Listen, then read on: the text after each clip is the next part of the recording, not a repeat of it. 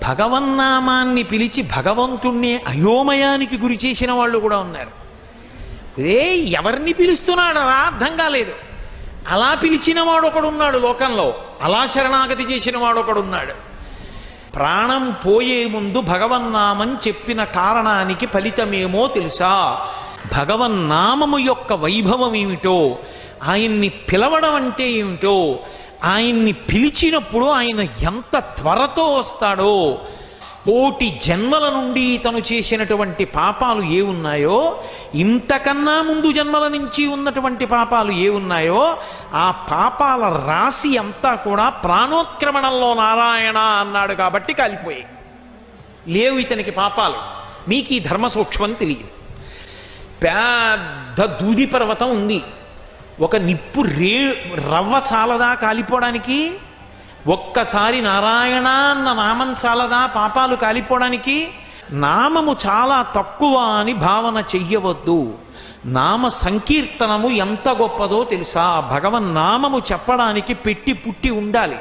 అది లేనినాడు ఆ నామం చెప్పేటటువంటి అదృష్టం పట్టదు. కూలిన చోట, కొట్టబడి కుండిన చోట, మహాజ్వరాదులన్ ప్రేలిన చోట, సర్పముఖ పీడలు పొందిన చోట, ఆర్తులై తూలిన చోట, విష్ణు భవదూరుని పేర్కొని రేనియ కాలుని యాతనా వితతి పూనరు కానరు దుఃఖభావముల్. భగవన్నామం ఎప్పుడు చెప్పచ్చు అంటే నియమం లేదు, ఎప్పుడైనా చెప్పచ్చు. గజేంద్రుడు ఎప్పుడు చెప్పాడు? ప్రాణం పోయాడు ఎప్పుడు చెప్పాడు? ద్రౌపదీదేవి ఎప్పుడు చెప్పింది? ఏకవస్త్రయ్యి ఉండగా చెప్పింది సభలో. ఒక మంత్రం చెయ్యాలంటే నియమాలు ఉంటాయి. కదలకూడదు, అంగన్యాస కరన్యాసాలు చెయ్యాలి, దాని మీదే దృష్టి పెట్టాలి, వెన్నుపాము నిటారుగా ఉంచాలి, జపం చెయ్యాలి. భగవన్నామం చెప్పడానికి నువ్వు ఎక్కడున్నావన్న దానితో సంబంధం లేదు. ఆఖరికి మంచం మీదున్నా కూడా గోవిందనామం చెప్పచ్చు. దుస్వప్నే స్మర గోవిందం సంకటే మధుసూదనం కాననేనా రసింహశ్చ పావకే జలసాయినం జలమధ్యే వరాహంచ పర్వతే రఘునందనం. ఎక్కడున్నా భగవన్నామం చెప్తూనే ఉండొచ్చు. భగవన్నామం ఇప్పుడిప్పుడు చెప్పవలసి ఉంటుంది, ప్రయత్నపూర్వకంగా అలవాటు కావాలి. ఎలా అంటే కూలిన చోట అలా వెళ్ళిపోతున్నాడు, ఏదో పరద అడ్డొచ్చింది, తూలేడు, పడిపోతున్నాడు. గబుక్కను నోటి వెంట నారాయణ అనో శివ అనో అనడం అలవాటు కావాలి. తూలిపోయాడు, భగవన్నామం నోటి వెంట రాలేదు, చిన్నబుచ్చుకోవాలి, అలవాటు కావట్లేదు. తూలిపోతేనే అవలేని వాణ్ణి రేపు ప్రాణోత్క్రమణంలో ఏమంటాను? కాబట్టి తూలిన చోట, కొట్టబడి కుందిన చోట. వేదిక మీద ఉపన్యాసం చెప్పి పైకి లేచాడు. పైన ఒక పెద్ద దూలం ఉంది, తల మధ్యలో ధమ్మని తగింది. కళ్ళ ముందేదో మెరుపు మెరిసినట్టయి ఒక్క లిప్త కాలం అన్నీ మరిచిపోయాడు, అసలు ఏం గుర్తురాలా. తర్వాత గుర్తొచ్చింది. అప్పుడు వెంటనే భగవన్నామం చెప్పగలవా? కూలిన చోట, కొట్టబడి కుందిన చోట, మహాజ్వరాదులన్ ప్రేలిన చోట. 104, 105 జ్వరం వచ్చేసి ఒంటి మీద తెలివి లేనప్పుడు భగవన్నామాన్ని పలవరించగలవా? మహాజ్వరాదులన్ ప్రేలిన చోట, సర్పముఖ పీడలు పొందిన చోట. అలా వెళ్ళిపోతున్నావు. అకస్మాత్తుగా త్రాచుపాము వచ్చి ఇలా పడగ విప్పింది. కేశవ, మాధవ, గోవింద, నారాయణ, మధుసూదన అనగలవా? లేకపోతే బాబోయ్ బాబోయ్ బాబోయ్ అంటావా?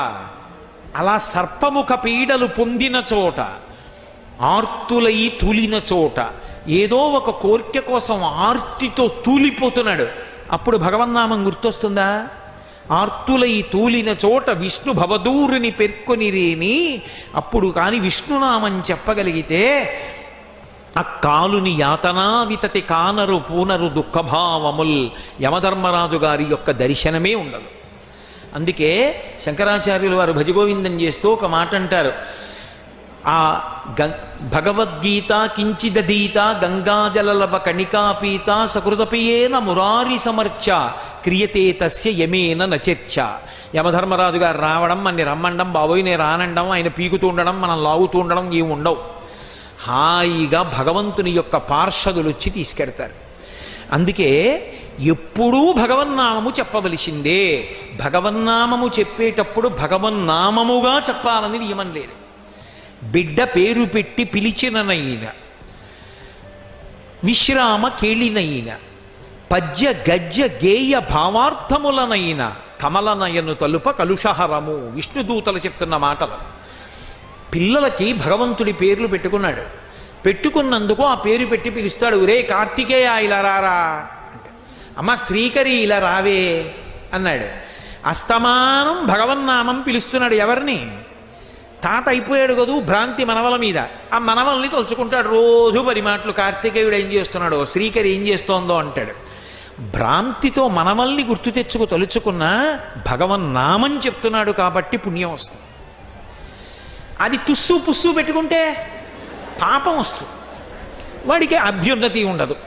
కాబట్టి బిడ్డ పేరు పెట్టి పిలిచిననైన విశ్రామ కేళినైనా ఆఖరికి ఆడుకుంటున్నాడు. ఆడుకునేటప్పుడు నువ్వు రాముడి పక్షం, నేను కృష్ణుడి పక్షం. కృష్ణ పరివారం పేర్లన్నీ ఇటు పెట్టుకున్నాడు, రామ పరివారం పేర్లన్నీ అటు పెట్టుకున్నాడు.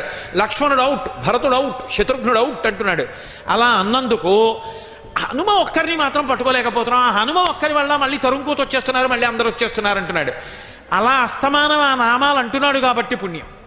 విశ్రామ కేళినైన పద్య గద్య గీత భావార్థములనైన, అది పద్యం కావచ్చు, గద్య కావచ్చు, గేయం కావచ్చు, భావం కావచ్చు, అర్థం కావచ్చు, భగవన్నామం ఉంటే చాలు. అందుకు కదూ పోతన గారు అంటారు, హరినామస్తుతి చేయు కావ్యము సువర్ణాంభోధి హంసావళీ సురచిభ్రాజితమై మానస సరస్ఫూర్తిన్ వెలుంగొందు శ్రీ హరినామస్తుతి లేని కావ్యము విచిత్రార్థాన్వితంబయ్యు శ్రీకరమయ్యుండదయోగ్య దుర్మదనత్కాకోల కర్తాకృతిన్ అంటారు. ఆ భగవన్నామములతో కూడినటువంటి గ్రంథములకుండే విశేషం అది. కాబట్టి విశ్రామ కేళినైన పద్య గద్య గేయ భావార్థములనైన కమలనయను తలుప కలుషహరము, ఆయన్ని తలుచుకుంటే చాలు పాపములు పోతాయి.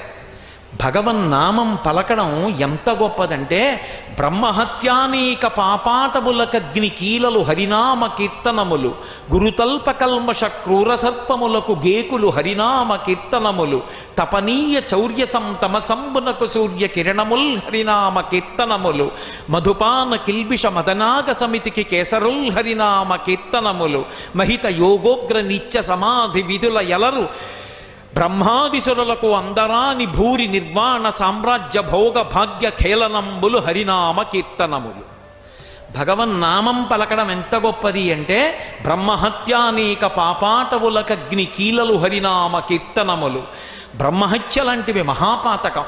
అటువంటి మహాపాతకమైనటువంటి బ్రహ్మహత్య లాంటి భయంకరమైనటువంటి పాపాలకి కూడా, బ్రహ్మహత్యానేక పాపాటవులకు, అటువంటి అరణ్యముల వంటి పాపాలకి కూడా దావానలం లాంటి, అగ్నిహోత్రం లాంటిది భగవన్నామాన్ని పలకడం. గురుతల్ప కల్మష క్రూరసర్పములకు గేకులు హరినామ కీర్తనములు. గురువుగారు లేని సమయంలో గురుపత్ని పడుకునుండగా ఆ తల్పం మీద పడుకోవడం, అంతకన్నా నోటితో కూడా మాట్లాడకూడదు. అటువంటి మహాపాతకం చేస్తే, అటువంటి పాతకమనేటటువంటి పాపానికి నెమళ్ళు లాంటివి భగవంతుని యొక్క నామాలు. కాబట్టి గురుతల్ప కల్మష క్రూరసర్పములకు గేకులు హరినామ కీర్తనములు, మధుపాన కిల్బిష మదనాగ సమితికి కేసరుల్ హరినామ కీర్తనములు. మద్యపానం చెయ్యడం అనేటటువంటి మదపుటేనుగుల గుంపులనేటటువంటి పాపముల సమూహాలకి సింహం లాంటిది భగవంతుని యొక్క నామ సంకీర్తనం. కాబట్టి మదపాన కిల్బిష మదనాగ సమితికి కేసరుల్ హరినామ కీర్తనములు, తపనీయ చౌర్య తమసంబునకు సూర్య కిరణముల్ హరినామ కీర్తనములు. దొంగతనం చేయడం, ప్రత్యేకించి బంగారం దొంగతనం చేయడం, బంగారం దొంగతనం చెయ్యడం లాంటి మహాపాతకమనబడేటటువంటి చీకటి పాలిట సూర్యకిరణముల వంటివి భగవన్నామ కీర్తనములు. అంటే అటువంటి పాతకాన్ని కూడా పోగొట్టగలిగినటువంటివి. అవి ఎంత గొప్పవి అంటే, మహిత యోగోగ్ర నిత్య సమాధి విధుల ఎలరు బ్రహ్మాది సురులకు అందరాని భూరి నిర్వాణ సామ్రాజ్య భోగ భాగ్య ఖేళనంబులు హరినామ కీర్తనములు. ఎప్పుడు సమాధిలో ఉండి భగవంతుణ్ణి అనుభవించేటటువంటి చతుర్ముఖ బ్రహ్మ వంటి వారు కూడా అనుభవించినటువంటి ఆనందాన్ని మనకి అందింపచేయగలిగినది ఏది అంటే భగవన్నామ సంకీర్తనమే. అంత గొప్పదయా భగవన్నామ సంకీర్తనం అంటే. అదేమైనా మాటలు అనుకుంటున్నావా? అటువంటి భగవన్నామాన్ని ప్రాణం పోయేటప్పుడు నారాయణాయంచు ఆత్మ ప్రలపించు, చనిపోయే ముందు అన్నాడు కాబట్టి కొన్ని కోట్ల జన్మల పాపాలు పోయాయి. లేవు ఇప్పుడు పాపాలు, పుణ్యాలు లేవు. ఎన్ని పాపాలు చేశాను. కన్న తల్లిదండ్రులు అన్నం పెట్టి పోషించి పెద్ద చేసి ఉపనయనం చేసి గాయత్రీ మంత్రం ఇచ్చి వేదాన్ని నేర్పి అగ్నిహోత్రాన్ని ఆరాధించడం నేర్పి విద్వాంసుణ్ణి చేసినటువంటి తల్లిదండ్రులకి అన్నం పెట్టకుండా ఇంట్లోంచి గెంటేశాను. కట్టుకున్న ధర్మపత్ని సంతానం కూడా కలగక ముందు అంతటి సౌందర్య రాశిని విడిచిపెట్టి ఒక కులటాలో అందం ఉందనుకుని ఆమె వెంట తిరిగి ఇల్లాలిని వెడలగొట్టాను. ఆఖరికి దొంగతనాలు చేశాను, కళ్ళు తాగాను, వేశ్యకి పిల్లల్ని కన్నాను. జీవితం పండుటాకైపోయింది, చేసిన పుణ్యం లేదు. అయినా నారాయణ అని ఒక్క మారన్నందుకు నాకు ఇంత అనుగ్రహమా? ఛీ, నా బ్రతుకేం బ్రతుకు. ఇప్పటికైనా సరిగ్గా బ్రతకడం నేర్చుకుంటాను. ఇక నా జీవితాన్ని పరబ్రహ్మము యొక్క నామోచ్చరణ ఎందు గడిపేస్తాననుకున్నాడు. ఓరి పిచ్చివాళ్ళల్లారా, అందరూ చచ్చిపోయే ముందు భగవన్నామని చెప్పగలరని మీరు అనుకుంటున్నారా? అందరూ భగవన్నామని చెప్పగలరా? దంతంబుల్ పడనప్పుడే, తనువుయందారూఢియున్నప్పుడే, కాంతాసంఘము రోయనప్పుడే, జరాక్రాంతంబు కానప్పుడే, వింతల్ మేన చెరించునప్పుడే, కురుల్ వెల్వెల్ల కానప్పుడే, చింతింపన్వలమీ పదంబుజములన్ శ్రీకాళహస్తీశ్వర అంటాడు దుర్జటి. ఒంట్లో ఓపిక ఉన్నప్పటి నుంచి చెయ్యనటువంటి సాధన ఎప్పుడో పండుటాకులైపోయిన తరువాత సాధన చేసి భగవన్నామం మనసులో నిలబడాలంటే ఎందుకు నిలబడుతుంది? అది నిలబడదు. సాధన మొట్టమొదటి నుంచి చేసుకుంటూ చేసుకుంటూ చేసుకుంటూ విడితే ఆ భగవన్నామము నిలబడుతుంది. అందుకే మీకు ఇవాళ చెప్తున్నాను రా, మొట్టమొదట ఎవరిని తీసుకురావాలో చెప్తాను, బాగా జ్ఞాపకం పెట్టుకోండి అన్నాడు. ఎవరిని తీసుకురావాలి అంటే బాగా గుర్తుంచుకుని తీసుకురండి. తీసుకొచ్చేటప్పుడు లోకంలో పరమ పాపభూయిష్టమైనటువంటి జీవనాన్ని చేస్తున్నటువంటి వాళ్ళు కొంతమంది ఉంటారు. అటువంటి వాళ్ళు కలలోనైనా శ్రీకాంతుని పాద పద్మముల్ దర్శింపలేని కర్మరతుల, ఎకశెక్కమునకైన ఇందిరారమణుని పేరు పలకంగలేని దుర్భాషితులను. ఆఖరికి హాస్యమునకైన కృష్ణ కథా ప్రశంసకు చెవి తార్పలేని దుష్కథా ప్రమణుల, యాత్రోత్సవములనైన ఈశుని గుడి తోవ త్రొక్కలేని దుష్పదులను. మహాభక్తుల పాదధూళి సమస్త తీర్థ సారమటంచు తెలియలేని వారి వారి వారి వారి చేరిన వారి తొలుత కట్టి తెండు దూతలార. ఎవరిని తీసుకొస్తారో తెలుసా మీరు తీసుకొచ్చే ముందు? ఎకసక్కమునకైన ఇందిరారమణుని పేరు పలకంగలేని దుర్భాషితులను. వాడు హాస్యానికి కూడా భగవన్నామం పలకడు, ఎప్పుడూ అక్కర్లేని మాటలే. పరిహాసానికి వాడు భగవన్నామం పలకడు. ఎందుకని? వాడి ఇంట్లో పిల్లల పేర్లు కూడా ఉండవు, అమంగళకరమైన పేర్లు ఉంటాయి. కొన్ని పేర్లు వింటే నిజంగా పేర్ల అర్థం భావిస్తే అలా పిలిచినందుకు ఆ పిల్లలు ఏమైపోతారో, అలా పిలిచి వీళ్ళు ఏమైపోతారో అనిపిస్తుంది. దానికి ఏం అర్థం ఉండదు. ఆ పేరు బాగా పెట్టుకున్నావా అంటే వాడికి అది నచ్చింది. ఎవడికి లోకంలో ఉండకూడదు ఆ పేరు. రావణుడికి ఉంది అలా, ఎవరూ పెట్టుకోలేదుగా రావణుడు అన్న పేరు. పేరు పెట్టుకోవడం కాదు, పేరు పెట్టి పిలిచినందుకు వాడికి మంచి విభూతి కలగాలి, పిలిచి నువ్వు తరించాలి, ఆ పేరు పెట్టుకోవాలి. అంతేకాని ఎందుకు వచ్చిన పనికి మాలిన పేర్లు? భగవంతుడి పేరు కనీసం హాస్యానికైనా పలకనటువంటి వాడు ఉంటాడు, దుర్భాషితుడు అన్నాడు యమధర్మరాజు గారు. వాణ్ణి ముందు పట్టుకురండి. రెండోవాడు కలలోనైన ఇందిరారమణుని పాద సత్కమలముల్ చూడని కర్మరతుల. వాడికి ఎప్పుడు పనిలే, వాడికి ఎప్పుడు ఖాళీ ఉండదు. ఎప్పుడు బతికున్నంత కాలం కబంధుడు అని రామాయణంలో రాక్షసుడు ఉంటాడు, వాడికి కళ్ళు ఉండవు. వాడికి ఒక పెద్ద కడుపు పెట్టాడు ఇంద్రుడు, తలని తీసుకెళ్ళి నొక్కేశాడు లోపలికి. అందుకని వాడికి ఏం లేదు, నేను తినాలి కదా అన్నాడు. తినడానికి ఒక కడుపు పెట్టాను కదా అన్నాడు. మరి తినడానికి ఆహారం కావాలి కదా అన్నాడు. పెద్ద 2 చేతులు ఇస్తా, తడువు, ఏది దొరికితే తెచ్చుకు తింటుండు, కూర్చో. వాడు చేతులు పెట్టి తడువుకుంటూ ఉంటాడు, తింటుంటాడు. కబంధుళ్ళ వెళ్ళను, సంపాదించను, తేను, బ్యాంకులో వేయను, తిన్నో, పడుకోను, మళ్ళీ తిరగను, తీసుకొస్తూ ఉంటాను. వాడికి భగవత్ కార్యానికి ఖాళీ ఉండదు. ఎందుకు? ఆ మనుష్య జన్మ. సంపాదించద్దని లోకం అనలేదు, సంపాదించవలసిందే. కానీ ఇంక అదే కార్యక్రమమా? నీ జీవితం ఏమైపోతుంది? జీవుడు ఏమైపోతాడు? రేపు పొద్దున వెళ్ళిపోయాక ఇది పనిచేసుకుంటారు.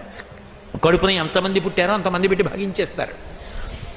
నువ్వు జీవుడు ఏమైపోతాడు? వాడు ఉన్నాడుగా, వాడి సంగతి కూడా చూసుకోవాలిగా. కాబట్టి కలలోనైన ఇందిరారమణుని పాద సత్కమలమల్ చూడని కర్మరతుల. చివరికి ఏదో హాస్యానికి కృష్ణుడు జారలీల చేశాడు, చోరలీల చేశాడు అని చెప్పి ఉత్తినే ఎకసెక్కం కోసమని కృష్ణ కథ విన్నాడు ఎవరో. అలా విన్నా పర్వాలేదు, కనీసం అందుకు కూడా విండవాడు. అది వినేది ఏమిటండి అంటాడు. అలాంటి వాడిని ముందు తీసుకురండి. అలాగే యాత్రోత్సవములనైన యాత్ర కడతాడు, ఉత్సవానికి కడతాడు. ఏం చేస్తాడు? అక్కడికి వెళ్ళి ఇక్కడ కూడా మంచి ఆహారం ఎక్కడ దొరుకుతుంది? అబ్బే ఇక్కడండి ఇలా కాదు, అలా చేసి ఉంటే బాగుండేది. వీడు ఇక్కడ కూర్చుని సలహాలు చెప్తాడు. వచ్చి చేస్తే తెలుస్తుంది చేయడం ఎంత కష్టమో, రోజుకు 1100 మందికి అన్నం పెట్టడం ఎంత కష్టమో, పెద్ద హాల్ తీసుకురావడం ఎంత కష్టమో, జనరేటరు 7 రోజులు రాత్రి పగలు తిప్పడం అంటే ఎంత కష్టమో, ఇంతమందిని తట్టుకుని కార్యం నడపడం అంటే ఎంత కష్టమో, ఒడ్డున కూర్చుని సలహాలు చెప్పమంటే ఎవరైనా చెప్తారు. అది కాదు, యాత్రకి ఉత్సవానికి వెళ్ళినప్పుడు కనీసం ఏమండి ఇక్కడ గుడి ఎక్కడుందండి అని పక్కనున్న హనుమాన్ గాడికి కూడా 4 అడుగులు లేకుండా ఇంకా ఉండిపోయాడు 3 రోజుల తర్వాత అంటే మిగిలిన మాటనే పూర్తి చేయరు. యాత్రోత్సవములనైన ఈశుని గుడి త్రోవ తొక్కలేని దుష్పదులను మహాభక్తుల పాద ధూళి సమస్త తీర్థ సారమటంచు ఎరుగలేని వారి. సమస్త తీర్థముల యొక్క సారం ఎక్కడుంటుందంటే మహాభక్తుల యొక్క పాద ధూళి ఎందు ఉంటుంది. అటువంటి వారి పాదాలకి నమస్కరించడానికి అహం అడ్డొచ్చి నిటారుగా తాటి చెట్టులా నిలబడేవాడు ఎవడుంటాడో వారి వారి వారి వాడికి మేము వాడి వాళ్ళమండి అని గర్వంగా చెప్పుకునే వాళ్ళు ఎవరున్నారో వారి వారి వారి చేరిన వారి. అలాంటి వాళ్ళ చుట్టూ చేరిన వాళ్ళని తొలుత కట్టి తెండు దూతలారా, వాళ్ళ అక్కర్ల భూమి మీద ముందు కట్టి తెచ్చేయండి. మరి ఎవరి విషయంలో జాగ్రత్తగా ఉండాలి? కమలనయను మీది భక్తియోగమెల్ల ముక్తియోగమటంచు మొదలెరుంగు అట్టి వారి జోలికెళ్ళవలదు దూతలారా. ఎవరు భగవంతుని మీద భక్తియే ముక్తియోగమని నమ్మి బతుకుతుంటారో అలాంటి వాళ్ళ జోలికి వెళ్ళవద్దు. భగవంతుని యొక్క భక్తులతో నిరంతరము మాట్లాడడం కూడా మహాభాగ్యం. అజామీలుడు అదే చెప్పాడు చిట్ట చివర, హరిభక్తులతో మాటలు ధరనెన్నడు చెడని పుణ్య ధనముల మూటల్ అవి వరముక్తికాంత పూతోటలు అరిషడ్వర్గములు చొరని అరుదగు కోటల్ అన్నాడు. ఎక్కడి నుంచి వస్తుందా సంస్కారం అంటే భగవంతుని యొక్క భక్తులైన వాళ్లతో కూడి ఉన్నా ఎప్పుడూ భగవన్నామం వినడం, భగవత్ కథ వినడం, భగవత్ సేవ చేయడం, ఆయనతో గుళ్ళకెళ్ళడం, గోపురాలకెళ్ళడం, తీర్థానికి వెళ్ళడం, నదికి వెళ్ళడం, భగవన్నామం పలకడం, భగవత్ కథాశ్రవణం, అనురక్తి సంస్కారము ఇవి ఉద్భవిస్తాయి. అటువంటి హరిభక్తులతో మాటలు ధరనిన్నడు చెడని పుణ్య ధనముల మూటల్. సంపాదించుకున్న ధనం పోవచ్చు, కానీ హరిభక్తులతో కలిసి ఉన్నందువల్ల వచ్చినటువంటి పుణ్యమనబడేటటువంటి ధనము యొక్క మూట పాడయ్యేది కాదు. ధరనెన్నడు చెడని పుణ్య ధనముల మూటల్ వరముక్తికాంత పూతోటలు. అటువంటి వారితో మాటలు ముక్తికాంత పూతోటలు. అరిషడ్వర్గములు చరని అరుదగు కోటల్. కామక్రోధ లోభమద మోహమాత్సర్యములు ప్రవేశించని అరుదైన కోట. మామూలు కోటల్లోకి శత్రువులు ఎప్పుడోప్పుడు ప్రవేశిస్తారు, ఏ ఉడుగునో ప్రవేశపెట్టి. కానీ ఈ కోటలోకి అంతఃశత్రువులు కూడా ప్రవేశించరు. ఏ కోటలోకి? భగవద్భక్తులతోటి సహవాసం ఉంటే. కాబట్టి అటువంటి వారి జోలికి వెళ్ళవద్దు దూతలారా అని యమధర్మరాజు గారు చెప్తాడు. కాబట్టి అజామీళోపాఖ్యానం మనకి భాగవతంలో ఏం నేర్పిందంటే ఏదో ఒక కారణానికి ఎప్పుడో అప్పుడు భగవన్నామని చెప్పడం నేర్చుకో. కంచికామకోటి పీఠాధిపత్యం వహించిన మహాపురుషులు చంద్రశేఖరేంద్ర సరస్వతి మహాస్వామి సభలకి వెళ్ళి, అయ్యా మీకు అది ఇస్తామండి ఇది ఇస్తామండి అని అడిగితే, నాకు అవన్నీ అక్కర్లేదు, నేను సన్యాసిని, నేను అడిగింది మీరు ఇస్తారా? ఇస్తాం. అందరూ ఇవ్వగలరు, ఇస్తారా? ఇస్తాం. మీ జీవితంలో ప్రతిరోజు 2 నిమిషాలు నాకు ఇచ్చేశానని, దానం చేశానని చెయ్యెత్తండి. అందరూ చెయ్యెత్తేవారు. కాబట్టి మీ జీవితంలో ప్రతిరోజు 2 నిమిషాలు నావి కదా, నే చెప్పినట్టు చెయ్యాలి. 2 నిమిషాలు ఎప్పుడో అప్పుడు భగవన్నామని చెప్పండి. మీరు నాకు ఇచ్చేశారు కాబట్టి ఇప్పుడు 2 నిమిషాలు ప్రతివాడి చేత భగవన్నామని చెప్పించి ఎన్ని కోట్ల మందిని ఉద్ధరించారు. అది మహానుభావుల జీవితం అంటే. సంసారంలో బాగుంది, చాలా బాగుంది, చదువుకున్నాను, తర్వాత పెళ్ళయింది, మంచి భార్య వచ్చింది, కొడుకుట్టాడు, కూతురుట్టింది, మంచి అల్లుడు వచ్చాడు, మంచి మనవలు పుట్టారు, అమ్మో ఎంత సంతోషమో, చాలా మంచి కోడలు వచ్చింది, తప్పకుండా మనవలు వస్తారు. నీ పరిస్థితి ఏమిటి? ఎన్నేళ్ళు వచ్చేసాయి? 50 దాటిపోయావు. మనవలు పుడతారు, మనవలు పెద్దవాళ్ళు అవుతారు, మనవలు కాలేజీకి వెడతారు, నీకు 70, మనవలు ఇంకా పెద్దవాళ్ళు అవుతారు, వాళ్ళ పెళ్ళిళ్ళు అవుతాయి, వాళ్ళకి అక్షతలు వేస్తావు, నువ్వు 80. మళ్ళీ వాడికో మనవడు పుడతాడు, నీకు మునిమనవడు పుట్టాడు, నీకు కనకాభిషేకం చేశారు 90. సాధించింది ఏమిటి? అడుగు నుంచి వచ్చేస్తోంది మృత్యువు కాలంలోనే. ఏది పట్టుకుంటుంది? కాలు పట్టుకుంటుంది. ఉన్నన్నాళ్ళు కాళ్ళతో తిరుగుతాడు, మృత్యు వచ్చింది ఇంకెక్కడికి తిరగడక్కడ పడుకుంటాడు. ఇక వీడి ఎలాగో తిరగడం నలుగురు వచ్చి తీసుకెళ్ళిపోతారు. అప్పుడు మనం మాత్రం ఊరుకుంటాం ఏంటి? వైద్యులు లేరా? వైద్యశాలలు లేవా? పరిగెత్తాం. అలా సంసారంలోంచి బయటపడడానికి జీవుడు ప్రయత్నం చేస్తుండడు. ఎప్పుడెప్పుడు సంసారంతో ఎన్ని మాటలు పోరాటం చేశామో. సంసారమునకు మారు పేరు మృత్యువు. ఒకరోజు ప్రదోష వేళ చచ్చిపోయాడు, ఒక జన్మలో రాత్రి చచ్చిపోయాడు, ఒక జన్మలో అర్ధరాత్రి చచ్చిపోయాడు, ఒక జన్మలో పగలు చచ్చిపోయాడు, ఒక జన్మలో ఉదయం చచ్చిపోయాడు. మొత్తానికి మృత్యువుతో పోరాటం ఇన్ని కోట్ల జన్మలలో ఎప్పుడెప్పుడు చేశామో. అప్పుడప్పుడు అలిసిపోయామంటే కుదురుతుంది ఏమిటి? పోరాటం చేయవలసిందే ఆ మృత్యువుతోటి. కొడుకు మాత్రం ఎన్నాళ్ళు ఉంటాడు? అమ్మ 2 నెలలైందమ్మా సెలవు పెట్టి, నాన్నగారి సంగతి అలాగే ఉంది, మరి అవతలేమో వచ్చి జాయిన్ అయ్యి వెళ్ళండి, ఒక్క వారం రోజులైనా, లేకపోతే ఉద్యోగానికే ప్రమాదం అంటున్నారు. అమ్మ నేను వెడతాను, అంతకా ఏమైనా అయితే అమ్మ వెంటనే మెసేజ్ పెట్టంటాడు. అంతకా ఏమైనా అయితే అంటే కాబట్టి వాడు వెళ్ళిపోతాడు. ఎవరుండాలి అంటే పక్కింట్లో పేరంటం అని చెప్పి ఆవిడ వెళ్ళకూడదు. ఆవిడ మాత్రం అక్కడే, ఆ మంచం బాగున్నా బాగుండకపోయినా క్యారేజీ తెప్పించుకొని అక్కడే తినాలి, అక్కడే పడుకోవాలి, ఆ బాత్రూంలోకే వెళ్ళాలి. ఎందుకు అంటే బ్రహ్మముడు ఒకటి వేశారు కదా పెళ్లిలో. ఆవిడ అలా ఇంటెన్సివ్ కేర్ యూనిట్లో ఉన్నా, ఆయన ఉన్నా, ఈవిడ ఆయన్ని, ఆయన ఈవిడ్ని విడిచి వెళ్ళకూడదు, అక్కడ ఉండాలి. ఎందుకంటే పోతన గారు ఎంత పెద్ద మాట మాడారు. మకరితోడపోరు మాతంగ విభుని ఒక్కరి నిడించిపోవ కాళ్ళు రాక. వెళ్దామంటే కాళ్ళు రావట్లేదండి అంటారు. కాళ్ళు రాక కోరి చూచుచుండే కుంజరీయూధంబు. అస్తమానం అద్దం దగ్గరికి వచ్చి లోపలకోసారి చూస్తుంటారు. ఒంటి నిండా గొట్టాలు, ఈయన అలా తలగడా మీద పడుకుని ఉంటాడు. కోరి చూచుచుండే కుంజరీయూధంబు మగలు తగులు కారె మగువలకును. ఆ బ్రహ్మముడు అలాంటిది. అందుకని అలా చూస్తుంటారు. పాపం వాళ్ళ ఇంటికి వెళ్ళరు. ఎన్ని జన్మలలోనూ ఆ స్థితి రాకముందు జాగ్రత్త పడిపో. అప్పుడు అనాయాసైన మరణం వినా దైన్యేన జీవితం అంటారు శ్రీశైలంలో ఇప్పటికీ పూజ చేస్తే. అనాయాసంగా భగవన్నామని చెప్తూ 10 మందికి ఉపయోగపడుతూ వెళ్ళిపోగలిగిన లక్షణం అబ్బుతుంది. ఎవడి సంసారము నుండి వాడు విడిపించుకోవాలి. ఉద్ధరేణ ఆత్మనాత్మానం. ఎవడి జీవుణ్ణి వాడు ఉద్ధరించుకోవాలి. ఇంకోడిని ఉద్ధరించేవాడు ఉండడు. కాబట్టి ఆ వాళ్ళేం చేస్తారు?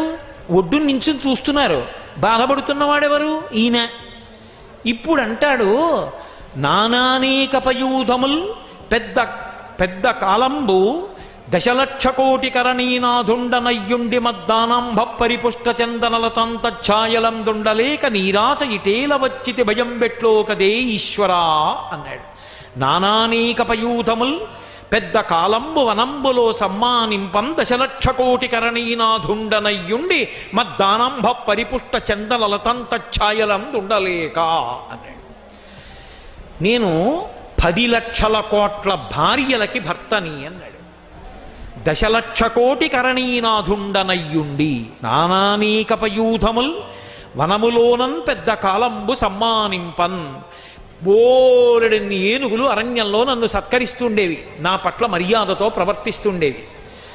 నేను మద్దానంభ పరిపుష్ట చందనలతంతఛాయలందుండలేక ఇదం నమమాన్ నేను విడిచిపెట్టినటువంటి దాన ధారల చేత చందనపు వృక్షాల తోటలు పెరిగాయి. వాటి నీడలో పడుకోక ఎందుకు వచ్చాను ఇక్కడికి? ఎందుకు పడుతున్నాను ఈ బాధ? నిందలైందే బొందిపోదంటారు కదూ. 1,000,000 మంది వైద్యులు కూడి వచ్చిన కాని మరణమయ్యడి వ్యాధి మాన్పలేరు. ఏదో కారణం చెప్పి ఏడుస్తాడు. ఎందుకు వచ్చిందండి? అనవసరంగా చూసుకోకుండా తొందరపడి వెళ్ళిపోయాను స్నానాల గదిలోకి, కాలు జారి పడిపోయింది, అబ్బబ్బబ్బా ఎంత బాధపడిపోతున్నానో అంటాడు. ఇప్పుడు ఆపరేషన్ చేయడానికి పనికిరాదండి, ఇంకా ఆయనకి ఎనస్థీషియా ఉపయోగం లేదు, పాపం కాలు ఎత్తి కట్టేస్తాం, అలా ఉండాలంటారు. ఎంత బాధపడుతుంటాడో తలుచుకు. ఒక పక్క ఊపిరి అందట్లా, ఒక పక్క ప్రాణాలు పోతున్నాయి, ఒక పక్క ఇంద్రియాలు పనిచేయట్లా, ఏదో భయం. కాబట్టి ప్రాణంబులా ఠావుల్ తప్పెను మూర్ఛవచ్చే తనువుండస్సెన్ శ్రమంబయ్యడిన్ నీవే తప్ప ఇతప్పరం బెరుగా. ఇప్పుడు శరణాగతి చేస్తాం. ఈశ్వరా నువ్వు తప్ప నన్ను రక్షించేవాళ్ళు లేరు, నీవే తప్ప ఇతప్పరం బెరుగ మన్నింపందగున్ దీనునిన్, నన్ను మన్నించు దీనుణ్ణి. రావే ఈశ్వర కావవే వరద సంరక్షింపు భద్రాత్మక. శరణాగతి యొక్క గొప్పతనం ఏమిటో పోతన గారు చూపిస్తున్నారు. సంస్కృత భాగవతం ఆంధ్ర భాగవతం విడిపోతాయి ఇక్కడ. శరణాగతిలో భక్తుడు తన బలహీనత పరమేశ్వరుడికి చెప్తాడు. శరణాగతి త్రికరణ శుద్ధిగా చేస్తే భగవంతుడి తక్షణం వచ్చేస్తాడంతే. సరికదా భక్తుడు పెట్టిన నియమాన్ని భగవంతుడు పాటిస్తాడు. శరణాగతి అంత గొప్పది. నోటితో చెప్పడం కాదు, నిలబడగలిగినటువంటి ప్రజ్ఞ ఏర్పడితే, నిజంగా అలా శరణాగతి చెయ్యగలిగితే.